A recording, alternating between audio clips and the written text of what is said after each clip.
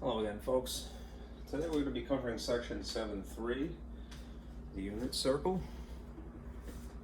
Here's a quick view of the calendar, although I didn't cross off the last one. This video is for Thursday, June 16th. So section 7.3. The packet that I have for you consists of these pages. I'm going to refer to a slide that I gave you last class, but this is what is new. This is something from, actually this is from like chapter 2, but I changed it slightly because what is forthcoming is what is known as the Pythagorean Identity. And this is more or less the evolution of that identity from good old Pythagorean Theorem through the distance formula and the equation of a circle. Okay. Let's see what else. This is something I swiped from the book that I thought was very handy, and I want to annotate this too. These would be good to commit to memory because you get these answers a lot in some way. What I'm going to do when we get to this slide is I want to give you the maybe the decimal equivalent to 3 places, so to the thousandths place.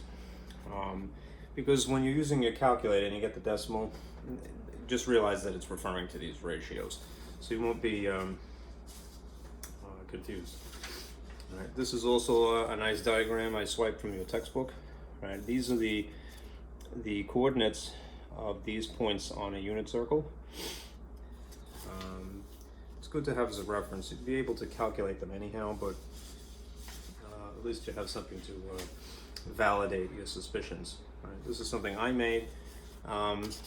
These boxes here anyhow. The cartoons I stole. So I think they're cute. This is how to set your calculator to radians if necessary, and these will be more important in, say, chapter 8. Right, these 2 sections here in blue and green. And then this is a slide you already have, but it will be very important now. Again, the book is a little kind of all over the place. But reference angles, the formulae that would be good to refer to, right, given an angle in quadrant 1, 2, 3, and 4 respectively. All right, this will save you a lot of heartache. It's a nice diagram. All right, so if you're following along, as always, do print this. All right, we'll get started. And we'll turn on my projector and adjust the lights as always. Always 2 clicks. All right. See what I can do here about the lighting situation. May or may not be necessary. I think I'm going to close this door rather than have it blow shut. That's that could be improved. Okay. And there's a little block out here. Okay, this is the diagram I was mentioning. You already have this in theory, but it's been sitting overnight. Hopefully they will cooperate today. I still want to refer to this because some incarnation of the Pythagorean Theorem you're going to see today. All right, this was the subject of section 7.2, and it's still useful. But you'll see how it has been adapted for what we're doing now, which is section 7.3. So the subject of today, unit circles, and how that pertains to trigonometric ratios. All right, basically, all right, we think about points on the unit circle as being derived from x and y coordinates, of course, but they could be derived from whatever the radius is times the sine of the angle that is the central angle here. Okay. If you're talking about a unit circle per se, all right, naturally it reduces to a less complicated version of this because it would be just times 1, all right, in either event. And then x would be just the cosine of the angle and y would be just the sine of the angle. All right. A couple of things to bear in mind, all right. When it comes to the sign of the x's and y's, all right, you'll have to pay attention to where you are in terms of the quadrant. So if you were over and say you had an angle that was a reference angle basically up from the x-axis here, all right, you'd have to pay note that it would be a negative x, because that may not be calculated for you.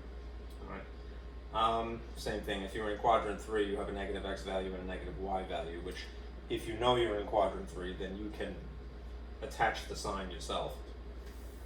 Okay. Let's see, what else? All right. Let's proceed.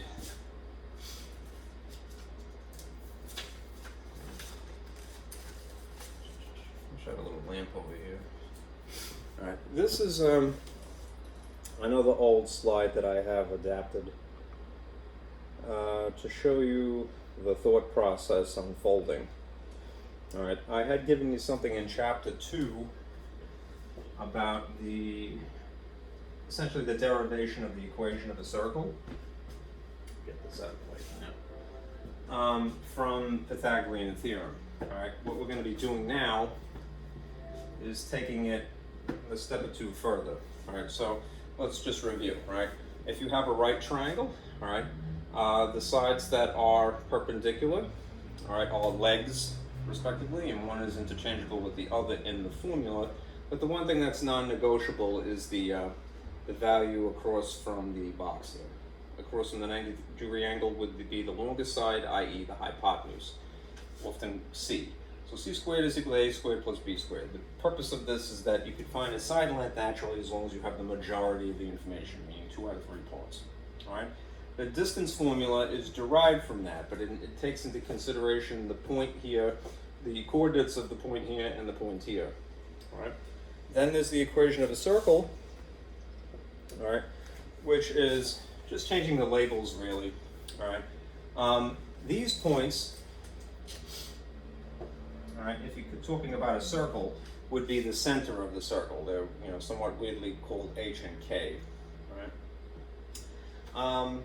The equation of a circle in standard form, all right, is having removed the square root, all right, via opposite operations, so that you would end up with r squared is equal to the difference of x is essentially squared plus the difference of y squared. All right. I put a little thought balloon just to remind you. All right. All right. Now, hypothetically,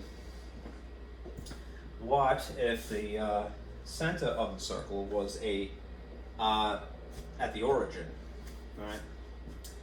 Therefore, what if we're talking about a unit circle per se? There are conditions of the unit circle, don't forget, which are that it's centered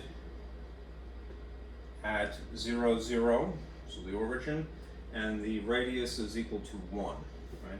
These are the conditions of a unit circle. So, filling in those places, all right, in the standard form, all right, the conditions of a unit circle, as previously mentioned, are 1 here, 0 here, and 0 here, which makes it less complicated, all right? What you would end up with for the equation of a circle, specifically for a unit circle, therefore, would be this, all right? 1 equals x squared plus y squared, all right? Because we are aware of trigonometric ratios, cosine and sine, in respect of coordinate axes, right, that they are basically, at least in this orientation, y over r, right, just to remind you. Sine being the ratio of opposite over hypotenuse, right, in relation to a unit circle in standard position here, emanating from the origin and the initial side of the angle on the x-axis, positive x-axis, right, opposite of the angle here would naturally be y, and the hypotenuse would be the radius in this case. So if you rearranged this strategically to solve for y, you would move the r over to the opposite side, right? And a similar case would unfold insofar as x is concerned. That's why the r is sitting where it is. All right, the radius is sitting where it is, because that's the hypotenuse times whatever the angle ratio is. All right, anyhow, this is a nice compact little equation for the unit circle. But what if we wanted to incorporate the trig functions, right? Well, if we replaced x and y, respectively, they would be cosine of theta here, for a unit circle, because again, the radius would be 1, so that it just reduces to that. All right. This is just 1 times cosine, that's just cosine. And 1 times sine is just sine. Then you have 1 equals the cosine squared, all right, the cosine of the theta, the angle squared, plus sine of theta squared. The perhaps fancier way of writing is that when you are talking about a trig function, rather than write it here on the outside, the exponent of 2, you actually could park it in between the cosine and the argument. All right, that's not, you know, negating any relationships here. All right, it's just, this is just a fancier way of writing that, essentially. Okay, so that's why it's in nice block. All right, cosine squared of theta plus sine squared of theta equals 1. This is a famous equation in math, and especially in calculus, which is known as the Pythagorean Identity. All right, it's another tool in the toolbox for right now. Okay, now let's do some examples. And I'll turn this off for a moment.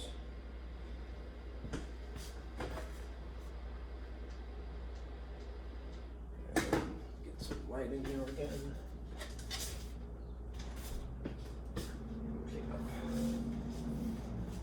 I'm going to show you how to do the same problem 2 ways, at least to start with.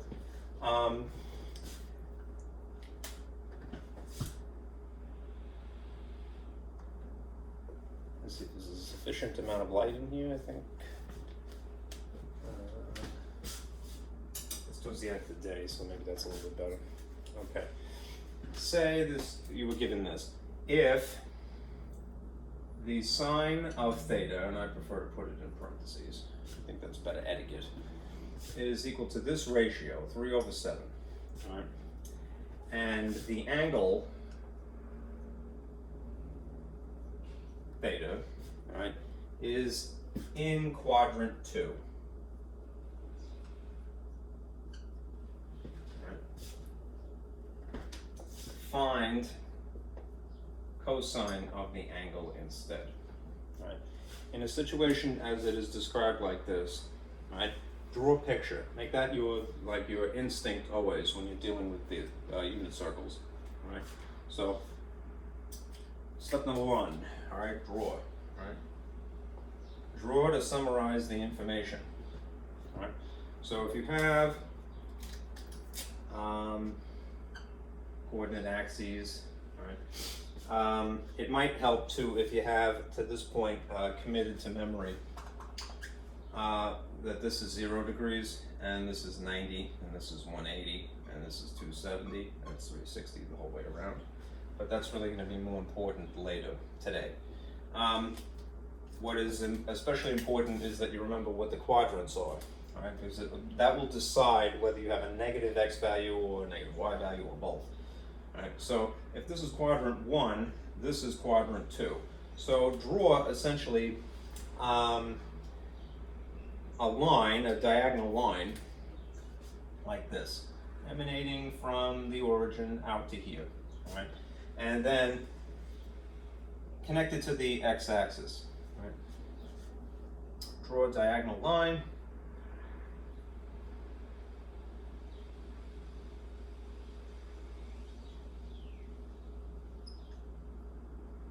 Connected to the x-axis, right? We don't draw them connected to the y-axis, but down like this, right? So you have an imaginary right triangle, right? What's naturally going to happen is you're going to have an x value here, but just remind yourself, because it's in quadrant 2, it has to be negative, right? And a y value here, which would be a positive y. Okay. Now, fill in the dimensions that we have here, all right?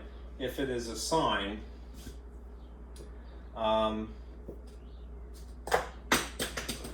stuff already. All right. Just a little reminder here. If it's a sine of theta, all right, in the usual context, it would be opposite of an angle over the hypotenuse. In the context of a unit circle, it would be y over r. So in respect of, pardon the motorcycle gang here, in respect of 3 over 7, all right, being in quadrant 2, the value of 3 would be this dimension here. So the y value is 3 here, all right? And the r value, which would always be the diagonal line, is 7, okay? Notice what's missing, all right? We don't know what the x value is.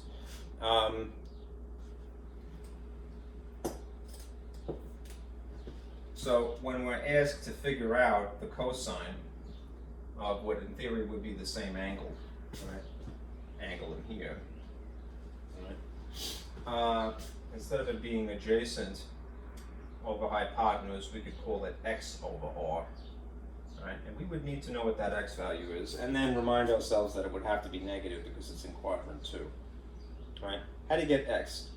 Well, if you remember from last class, there was this page, right, for the special right triangles, which will be revisited, right?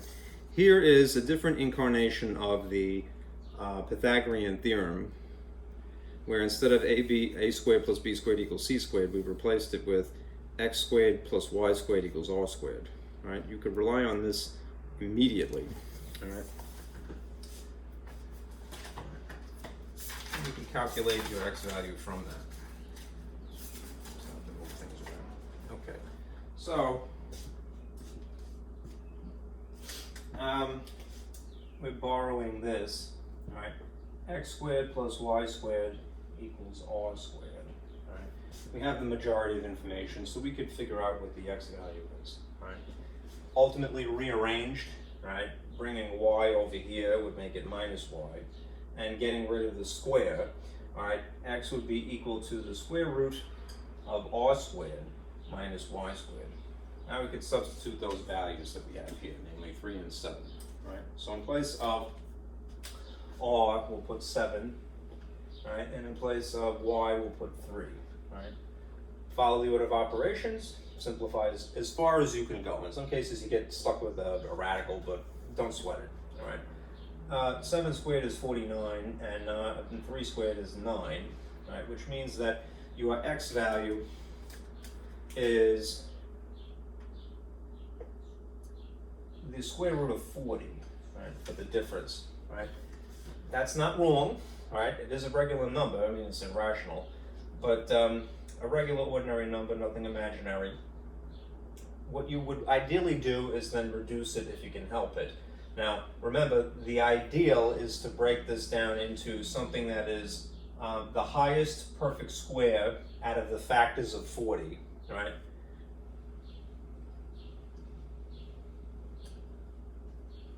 Times whatever the leftover would be. The leftover is sometimes a prime number and sometimes a composite like the number 6, but that would just be impractical to factor further. If you considered all the things that pair together as factors that make 40, 4 times 10, 1 times 40, 2 times 20, the highest perfect square would be the number 4, and the leftover would be number 10, right? The reason why you would choose the highest perfect square is just that you could reduce the figures here, and maybe some portion of it will escape the radicals. So in the case of the square root of 4, what do you end up with? You end up with 2 on the outside of the radical, and then 10, right? Not too shabby, all right? It's not spectacular, but it is correct, all right? So what's the x value? All right, it's 2 times the square root of 10, whatever that decimal is. And we'd like to preserve it in the radical form here, because if it's irrational, and square root of 10 would be, there's an infinity of digits. Well, rather than just simply arbitrarily round it, we will keep it. All right. Now, what can we do? All right, we could take this figure and park it right there. All right, in the cosine of theta to solve this. All right, well, to satisfy this question. So it would be 2 square root of 10 over what's still the radius, still 7. All right, and therefore the cosine of the angle, whatever the angle is, they didn't ask us in this case, would be the ratio of 2 times the square root of 10 over 7. All right. Now, as promised, here's the other way of doing it. All right. You could use the Pythagorean Identity, alluded to before. All right. Oh, Dodo forgot to do something. It's in quadrant 2. The calculations didn't give me anything that was negative. Of course, the square root would give you the option of a positive and a negative. We're going to opt for the negative because of the location. So this is negative 2 times the square root of 10 over 7. Okay? In this case, if we opted instead for the Pythagorean identity, watch what happens. You'll get the same answer. And that's kind of neat. All right. So, this is an alternative.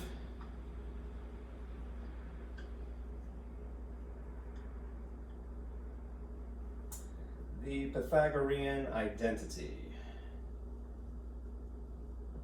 Right. Cosine squared of the angle plus sine squared of the angle equals 1. Okay.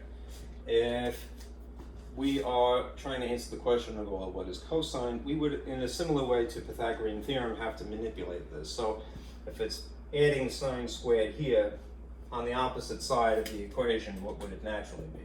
Minus.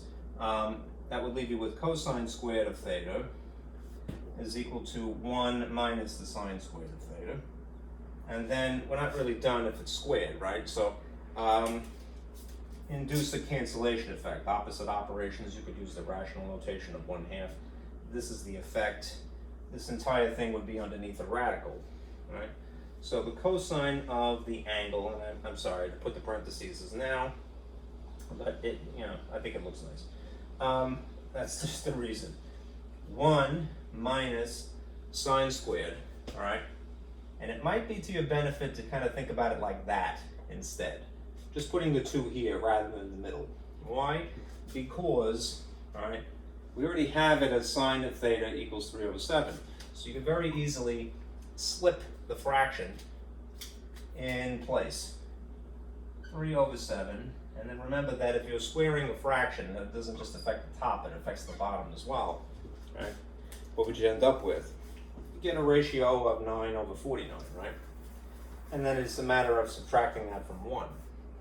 If in theory, you have this under the radical, right? 1 minus 9 over 49, realistically. Just conveniently change the 1 using the common denominator of 49. Right. So 49 over 49, even if that is kind of weird, right, is the equivalent of 1. It's just disguised. So what is 49 minus 9? Still 40. Right. So this is the radical of 40 over 49. And then if you're crafty, or if you remember, there is a quotient rule for radicals. I hope my thing is not in the way here. It is probably. I don't want to go through what I did yesterday, which was make it go fine. All right. The quotient rule for radicals says that you could factor this basically into a top and a bottom. So maybe you could deal with them independently. Maybe some portion of this will come out of the radical. In the case of 49, being that 49 is a perfect square, it would. All right, and the effect is that you would end up with square root of 49 is 7, all right? And then the square root of 40 would factor as it did before, 2 times the square root of 10. You would still nonetheless have to acknowledge as an afterthought that this is quadrant 2, so negative version of this ratio. Okay? Yeah. I'm playing with fire. I would put this in a better place if I could, but there isn't one. All right, so that's going to sit there. All right. Best thing is to be aware that you have alternatives. All right, not to belabor the point. Right, let's create some space here. And I'll hit this with some rubbing alcohol if I need to.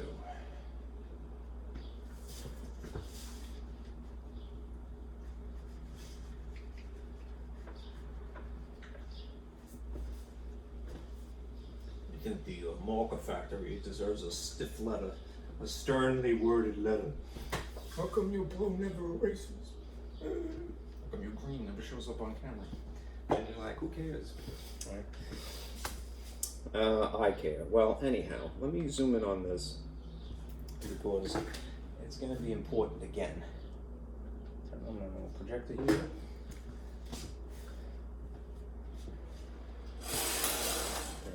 Okay. See if that's conducive. Yeah, okay. Here again is that diagram that you had from last time, ideally, 7-2. All right? There are two special right triangles that, again, would be good to commit to memory. All right, the 30, 60, 90 degree triangle that has these proportions, regardless of the actual side lengths. All right, they would still be these proportions in respect of each other. So whether you see 1 times s or square root of 3 times s or 2 times s, all right, it's going to boil down to being 1 square root of 3 and 2 for the 30, 60, 90, and 1, 1 and square root of 2 for the 45, 45, 90. Right? And we just took advantage of this. Okay. Now, let's see. If you were asked, instead of finding the angle, to find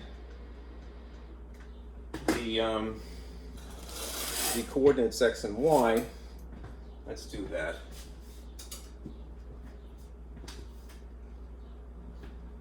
So say, for example,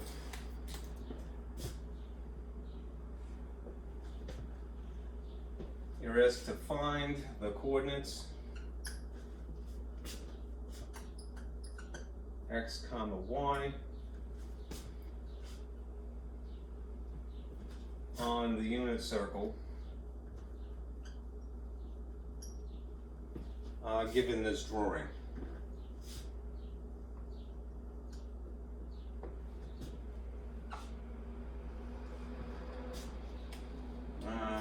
It's going to be hard to draw a circle, but I'll try. Hopefully that's decent enough. That's as symmetrical as I'm probably going to get it freehand. Say that you have a radius sticking out from the origin to there, which would make it quadrant 1 naturally. And if it's a unit circle, then it's for sure equal to r equals 1. All right. The dimensions of an imaginary right triangle connecting always to the x-axis, right, of y would be equal to 1, well, yes, in the case of a unit circle, r times the sine of the angle. That would be the central angle here. Right? And similarly, the dimensions of x would be r times the cosine of the angle. All right. If it is specified that this is a 45 degree angle, right, immediately you should know that this is in reference to the special right triangle that is the 45, 45, 90 type. Right? Which means that if you have dimensions like this, whether it's oriented like so or not, if it's 45, then the other dimensions would have to be 45 and 90 like that. Sorry, that's a crooked looking triangle, but.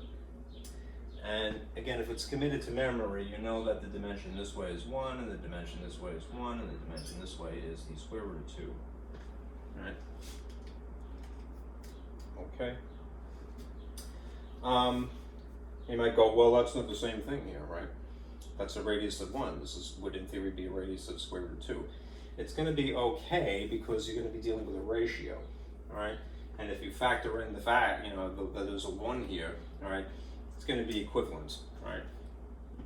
So put a 1 there, right? Put a 1 there, right? Then just pay attention to the fact that this is 45, and this is 45, and fill in the missing information. All right.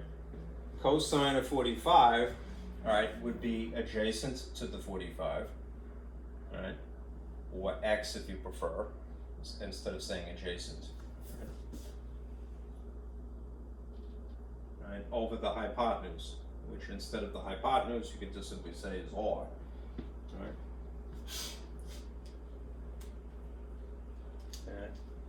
right. The r that is in the special right triangle.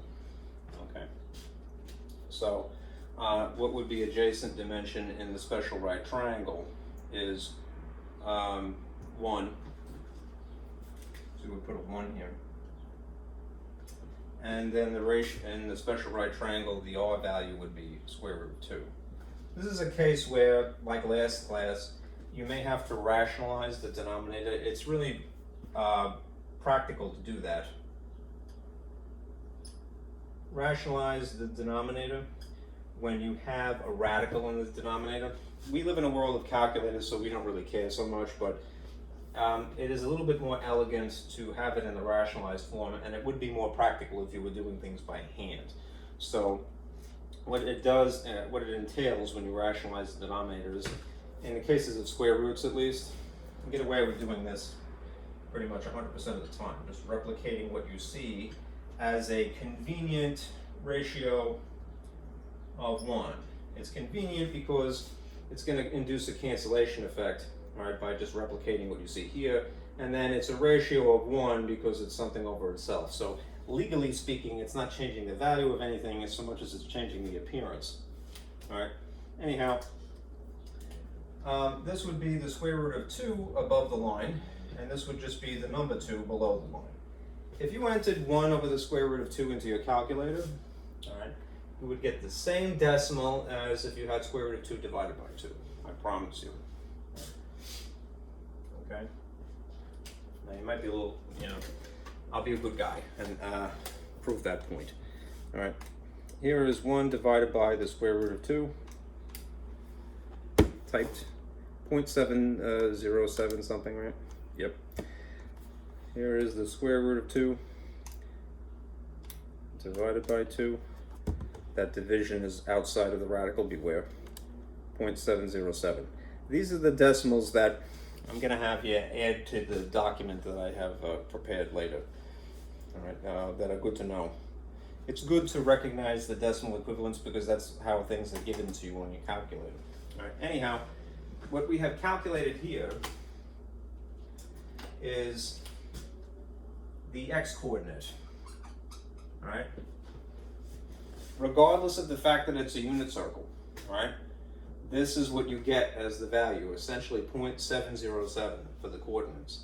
All right, why? Because if you then multiply by the radius value of r being 1, all right, you still get that. So if it helps, maybe just to be concise, all right, here's what our x value is so far, square root of 2 over 2. All right. Now we do the same thing essentially for sine of 45. All right.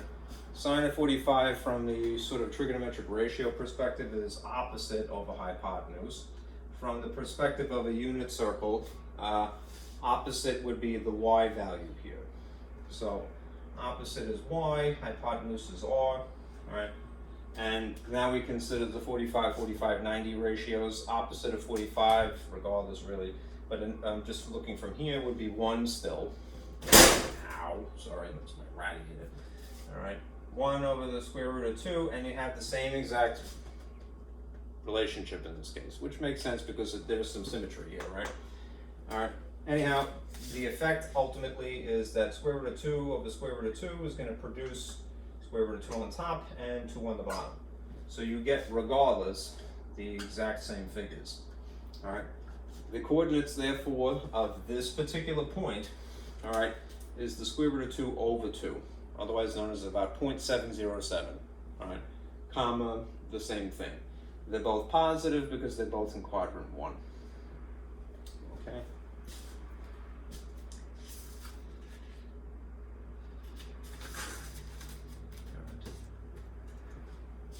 Now let me show you that document that I mentioned. I'm going to add some info to it.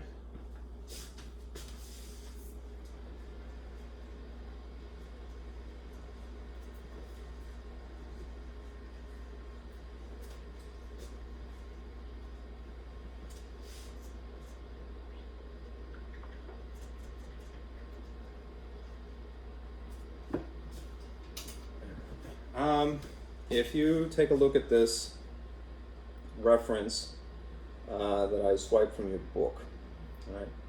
This is, in the long run, something that's good to commit to memory. The truth of the matter is you won't have to try that hard. Doing up these problems, it brainwashes you to remember it. All right. Here's what I want to add to it. All right, though.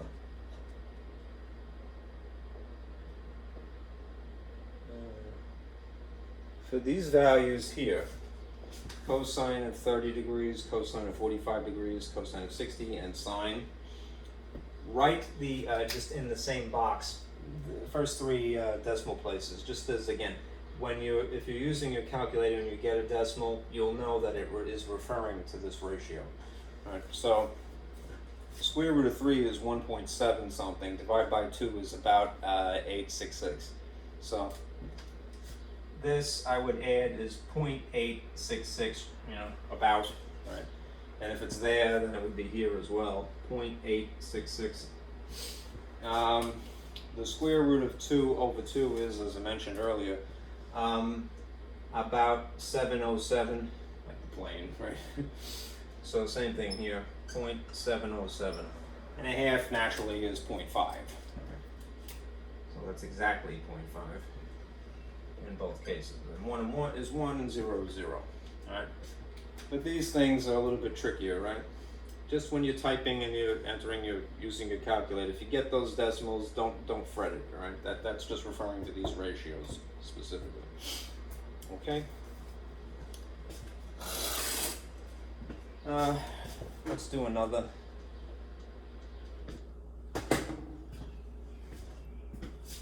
That's pretty good lighting, so.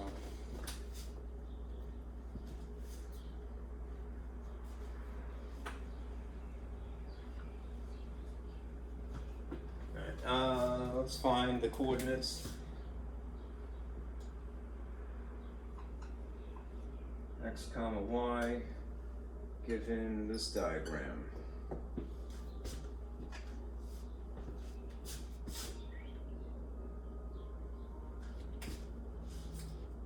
Already. Okay. That's a unit circleized way. That's terrible. My little inner German can't stand that. Like, no, that's lousy. Don't do that. All right, so I must try again. Okay. No, that's just as bad, if not worse. Okay, forgive me, folks. I need a stencil. Is what I really need. All right, close enough. Screwed up circle, but. I won't tell if you won't tell. Yeah, we have in quadrant 1 again. All right. Suppose we had a 30-degree angle in here. Right. And we know that this is a radius of 1 because it's a unit circle. Right. Draw always an imaginary right triangle extending from the point down to the y-axis, or up to the y-axis in theory, and put a little 90-degree angle in there. All right, and then you could take advantage of special right triangle dimensions, proportions,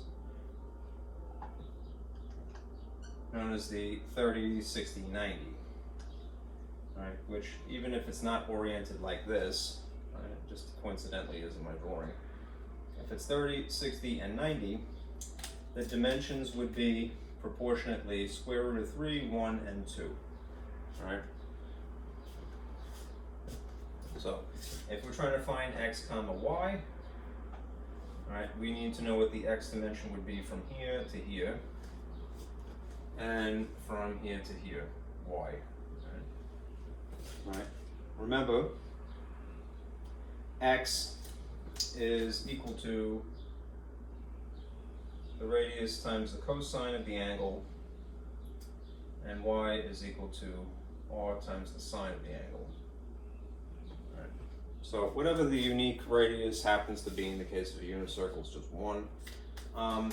When we're filling in these trigonometric ratios, sine and cosine respectively, we're referring to these proportions, which are always true. All right. All right, so in the case of sine,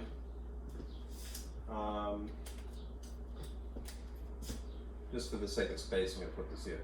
Sine of theta is opposite of the angle over the hypotenuse, so Ptoa, right? In respect of this standard form, standard position, if you will, this is a y value and this is an r value, all right? And cosine of the same angle is adjacent over hypotenuse, which is x and r. Right? Again, we're referring to that r value, not this r value. Right? That r value is accounted for here and here. Right? So, in place of x, in place of y, opposite of 30 is the number 1. All right, the r value, the hypotenuse is 2, so this is just a half. All right. In case of cosine, the adjacent x value is square root of 3, perhaps luckily is on top, so we won't have to rationalize in this case. And the radius is still 2. All right. So what are our coordinates then? X and y. The square root of 3 over 2, so 0.866 if you like decimals, and 1/2, 0.5 exactly. Okay. Now what's good is to have that reference also on hand, which again I swiped from the book.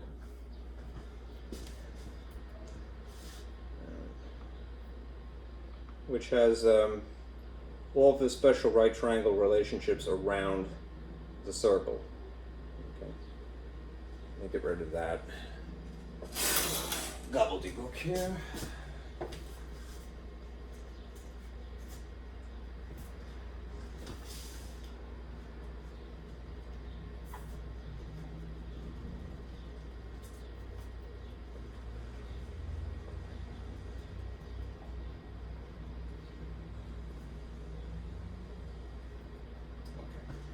So the problems that I just had done were for a 45 and a 30 respectively. Right. In rational notes, radians, or pi radians would be pi over 6 and pi over 4 alternatively, right? But here they are, and my mouse is actually in the way. The coordinates x and y is square root of 3 over 2 and a half, right? And for 45, square root of 2 over 2 and the square root of 2 over 2. All right. Again, be mindful when you have, you're over in quadrant 2 and quadrant 3 and quadrant 4 that you may have to figure out what is negative and what is positive yourself. Okay? But it's nice to have this reference to validate, after you've done your calculation. Right? No sin in that.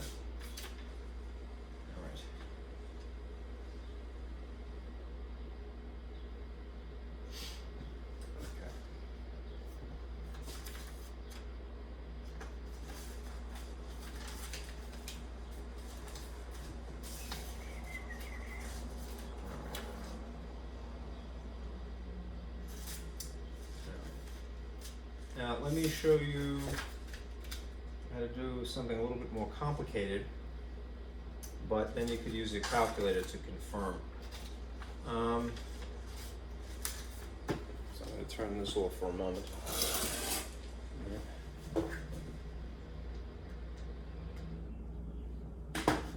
There's a lighting situation, looks like we're okay.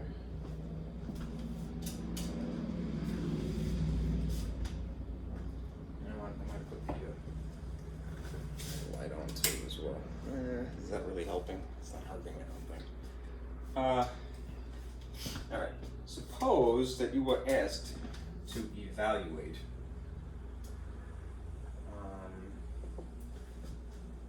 cosine of the angle 5 pi over 3.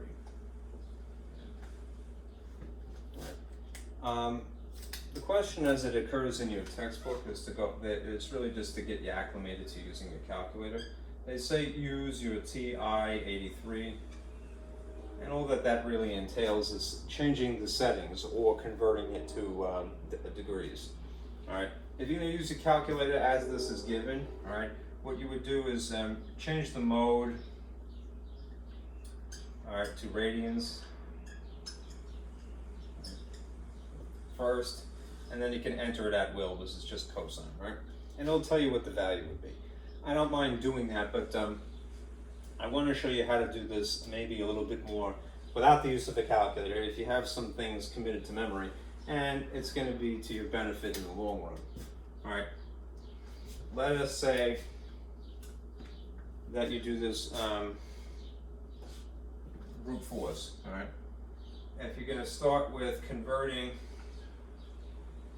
from pi radians, which it is, to degrees, doing that may help you. And again, I don't want to corrupt your opinion, but when you see 5 pi over 3, you may not know where that is actually located in respect of the quadrants. So if you convert it first, all right, you could figure out where it would be located. All right. All right. So if you have 5 pi over 3, and you want to convert this to degrees, choose the appropriate conversion factor, which is, it's really just one of two, all right, between pi radians and degrees. It's either 180 over pi symbol, or exactly that upside down, all right, pi on top, 180 on the bottom. Whatever would cancel out the symbol is the one that you would choose. So in this case, if I want to get rid of the pi symbol, I'm going to opt for this incarnation of the conversion factor.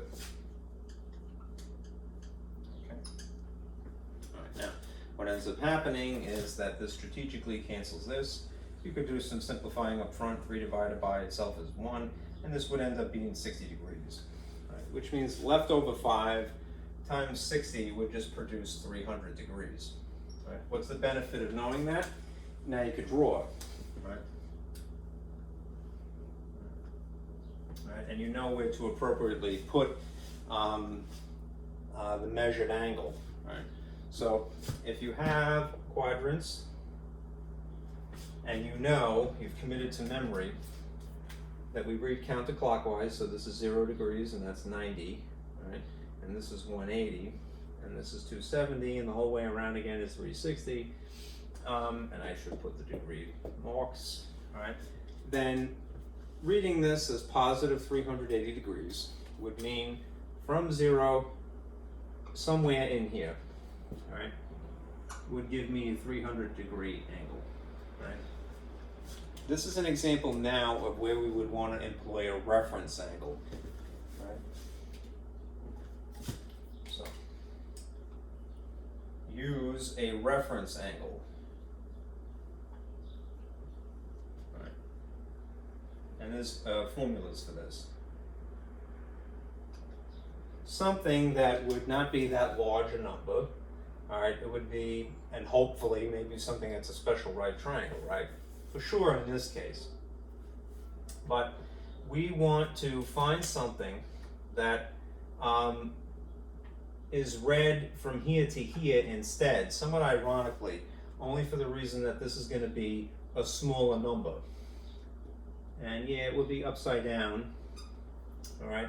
But we'll have maybe a special right triangle. All right, as a result of, instead of using 300, right? So, the reference angle formulas that would be appropriate. This is quadrant 1, 2, 3, and this is 4. If you're in quadrant 4, all right, the reference angle is denoted by T prime, all right? T prime would be 360, all right, or 2 pi if you're using pi radians, minus whatever the angle is. And this textbook, for a reason, likes to use a letter T for angles. So if our angle, I like theta, you know, personally. And you could put theta prime if you like here. If our angle is 300 degrees, this is really 360 minus 300, right? So therefore the reference angle would be 60 degrees. Well, isn't that's cool, right? Because we have special right triangle relationships that we could fall back on. That means that if I were to read it from here, granted it would technically be a negative 60, it's okay, all right? I'm gonna not really worry about it so much because I know that in quadrant 4, the y dimension would have to be negative, because it's down from the axis, and the x would be positive, right? And that will fix any other trouble that we have, all right? So, if we were looking for cosine per se, we would need to consider what the value of this would be, all right? And what the R value would be, all right? We're going to use the dimensions of special right triangles. So I'm a little short on space here, so I'll put it here.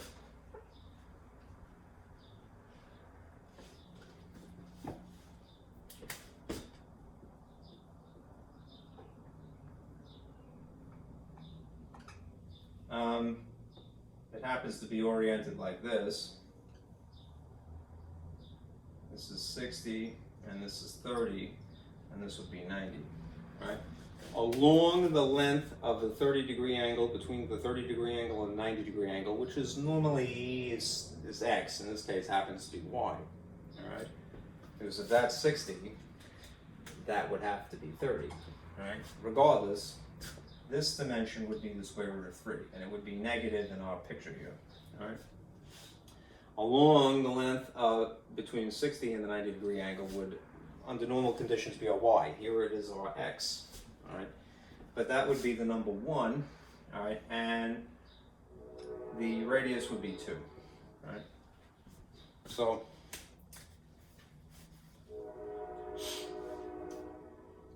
if now I calculate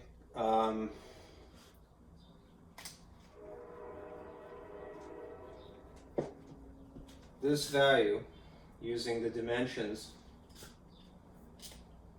of essentially 1, because that's what would be adjacent to 60. Right? Cosine of theta is adjacent over hypotenuse. Right? It would be this value, which is 1, over the hypotenuse of 2. So it should just be a half, all right? All right, that's my prediction anyhow. Let's now use our calculator with the degree mode changed to radians to see if in fact this is what the value would be. Okay. All right. If you're changing your mode, there's the button for mode, just scroll down to radians and hit enter, and it should shift the highlight over. Right, and then you could quit. Now when you enter this value, 5 pi over 3, it's a little sorry out of the frame. Always by the end of the period, that's necessary for some reason. When we enter this value, all right, just make sure that you employ the actual pi button, which is over here in blue. So you hit cosine and 5, and then second, and then the caret symbol for the 5 pi, and then divide by 3. Close the parentheses just to be good sport, and there you have it, 0.5, otherwise known as a half. All right. Definitely handy, all right. But this process, this thought process, is basically what you could be doing a lot. So, for those situations where you have special right triangle relationships, at least, you could do this.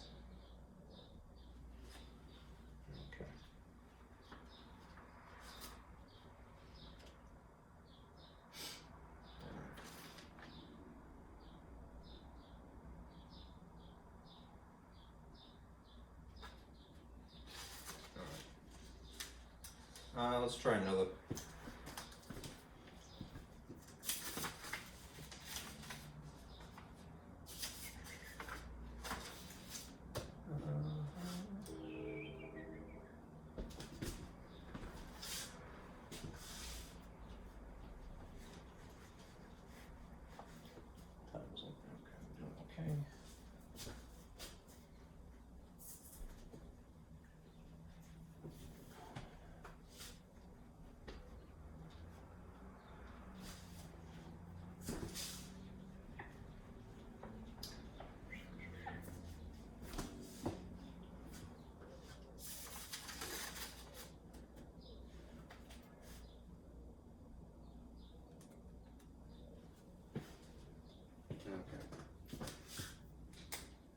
Suppose you are asked to find the value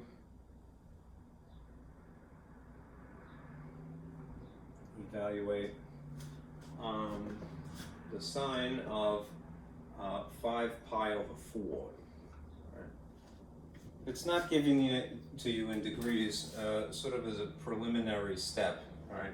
Unless you feel comfortable and you have that committed to memory. I would convert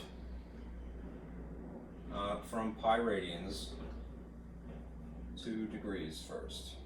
Right? So if we have 5 pi over 4, right, and we incorporate the appropriate conversion factor, it would be the one oriented as 180 degrees over pi on the bottom here, for the sake of the cancellation effect. Right? You could cross simplify the 4 into 118. That would be a 2, so 45. Right? And then it would be the equivalent of 5 times 45. 25, carry the 2, 225 it should be. Right? 225 degrees. Right? Then draw.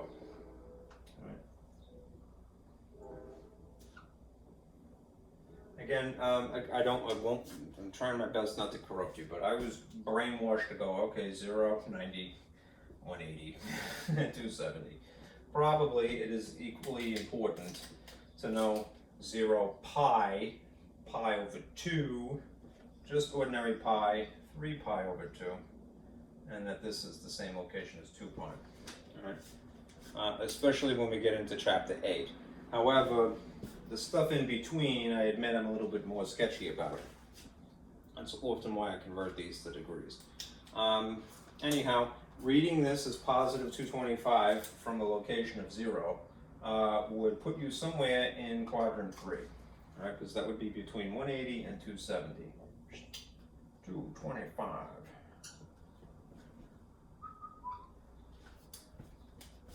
Okay. So you're in quadrant 3. That means that if you were to draw an imaginary right triangle, in here you would have a negative y value and simultaneously a negative x value to account for it. All right? Now we need a reference angle. All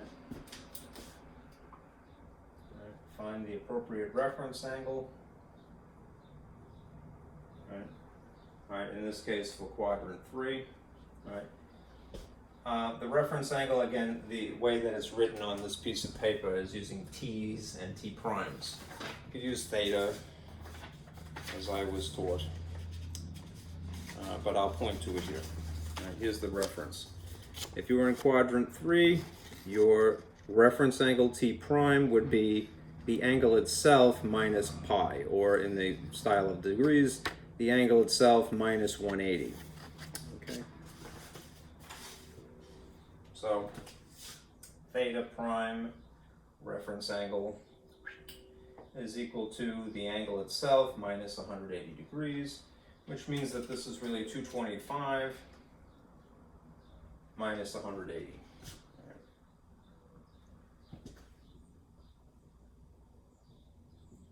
45 is what you end up with, right? So in here, what a coincidence, we have a 45-degree angle, right? Which means that we could apply special right triangle relationships.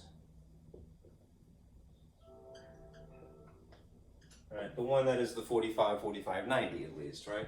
So, although it is oriented like this, all right, and that's not drawn proportionately. This is a 45 here, this would be the 90, and this is a 45 here. Two of the dimensions are the same, and the other one is the square root of 2. All right, so the negative x would be 1 here, and the negative y would also be negative 1 here. Right? And this is the square root of 2 because it's a diagonal. It's never negative. All right, it's only the x's and the y's that we consider as being negatives. Okay, so let's see. In respect of this particular 45, because we were reading 225, so I'm looking at this one, not necessarily that one. sine is opposite of this, so it's -1.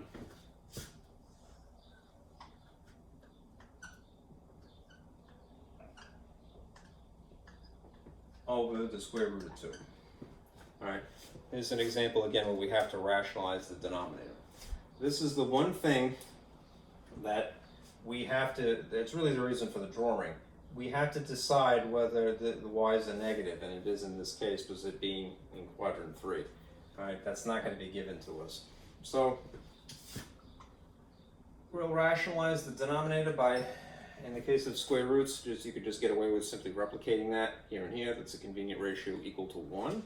So legally speaking, it's not changing the value of anything, it's just changing the appearance of it. The effect is that this is the negative square root of 2 over 2, all right? Which in the style of a decimal would be -0.707 if you like. All right. Here's proof that this is true. All right. Since I haven't changed the settings of my calculator, I can confirm that that is the correct value. I'm going to put sine of 5 pi over 4 into my calculator and see if that is the same value here.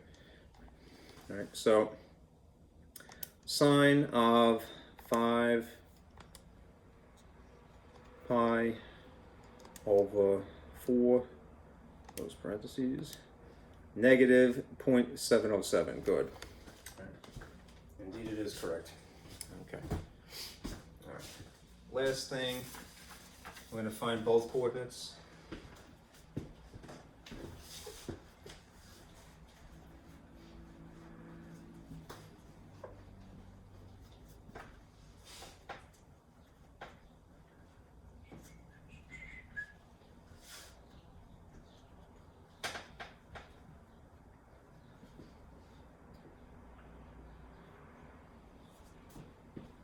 Let's take a little coffee here.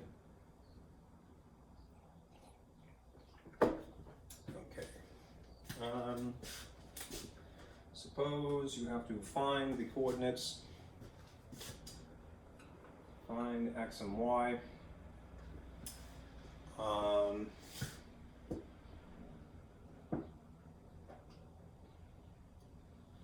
the unit circle, right, at 7 pi over 6. Right. If the reference diagram that you have doesn't in fact incorporate this, then you could use that to validate your suspicions. But let's do it the brute force way because we want to figure it out for, get in the habit of thinking. Right, so again, as a preliminary step, I would convert pi radians to degrees. Right, which means that if I have 7 pi over 6, I'm going to multiply by the appropriate conversion factor of 180 over pi. And that is merely for this effect. Canceling out pi. All right. And then cross simplifying that. The leftover 7 times 30 would give you 210 degrees. All right. Now I'm going to draw where that would be. Okay. If again, this is 0, 90, 180, 270, and 360 in the same place, or you could, again, it's not a bad thing. If you know what it would be equivalent, all right, that this is 0 pi or 2 pi, pi over 2, just pi, 3 pi over 2, what it would be in between, that's cool. All right, I myself am not so adept. So I'm using degrees. All right, 210 from here to here would land me in quadrant 3 again. All right, somewhere in between. It doesn't have to be perfect, but I want to know the x and y of this point. All right, at what is 210 degrees. All right. All right, I'm still going to use a reference angle. Right. So, if you can imagine a little right triangle in here, and we know that this is a negative y, and this would be a negative x. Right, let's look for the reference angle. Theta prime would be equal to the angle itself minus 180. So 210 in this case minus 180 is 30 degrees. All right.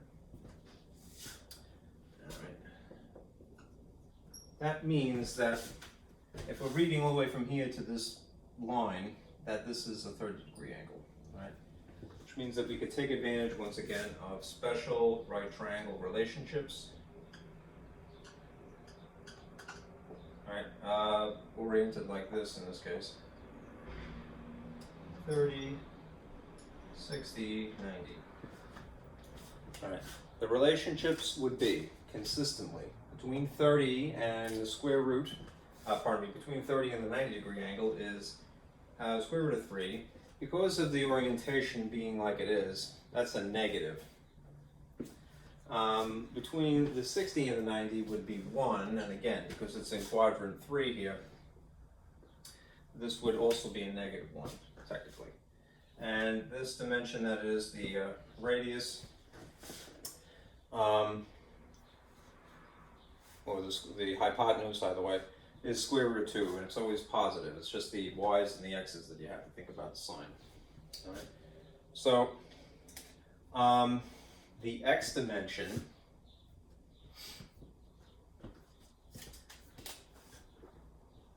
is the r value times the cosine of the angle, and the y dimension is the r times the sine of the angle. All right. If we're using the reference angle of 30 degrees, right, in both cases, right, and this is a unit circle, so this would be an r to begin with, of 1. Right, we don't have to worry about anything else. We're going to refer to this picture to get our dimensions. Right? Cosine would be adjacent, right, to 30. So adjacent to 30 would be technically negative square root of 3, all right, over r, all right, which is, just a 2 here. 2, not square root of 2, that's the 45. Sine, I'll use this in blue. Sine is opposite of 30, all right? Opposite of 30 is negative 1 in this orientation over 2. So what are the coordinates? The x would be negative square root of 3 over 2. All right. The y would be negative 1/2. Okay. And that's it. Okay. Put that down. Doesn't drop anything good. Okay. That's it for chapter 7 for section 7.3. I'm going to go through the mom homework and figure out what to give you. All right, so anticipate homework from section 7.3. Okay, this video is for Thursday. I'll see you again on Monday. Be careful out there.